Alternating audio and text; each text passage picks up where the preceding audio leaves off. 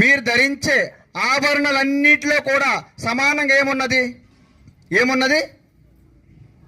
మీరు ధరించే ఆభరణాలన్నింటిలో ఏమున్నదమ్మా చెప్పండి? బంగారం. అన్ని ఆభరణాలు వేరు వేరు, కానీ బంగారము చూసారా? మీ అందరికీ తెలిసి సత్యం.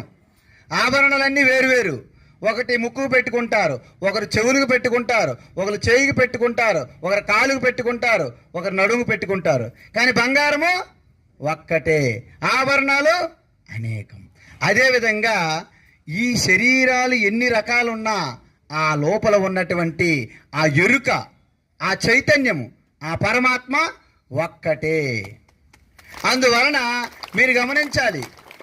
అయితే మాకు ఎందుకు కనిపించట్లేదంటే అక్కడ ఇప్పుడు వెలుతురు ఉంది కదా బయట, అక్కడ 10 బకెట్లు పెట్టండి, దాంట్లో మురికి బురద వేయండి నీటిలో, ఆ నీరు ఎలా కదిలించండి, మీ ప్రతిబింబం దాంట్లో కనిపిస్తుందా?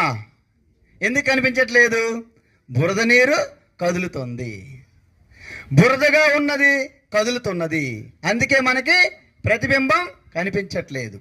మన మనస్సు బురదగా ఉండి చంచలంగా కదులుతున్నది, అందుకే పరమాత్మ మనకి సాక్షాత్కారం కలగడం లేదు. పరమాత్మ సాక్షాత్కారం కలగంటే ఏం చేయాలి? మీరు కొన్ని నియమాలు పాటించాలి, అదే తపస్. అందుకే శాకాహారం ఎందుకు మనం ప్రచారం చేస్తున్నామంటే, మీరు గనక డెడ్ బాడీలను తింటే, డెడ్ బాడీలు అంటే నాన్ వెజ్ అని అర్థం. ఏంటంటారు దాన్ని? డెడ్ బాడీస్ కనుక మనం తింటే ఏమవుతుంది?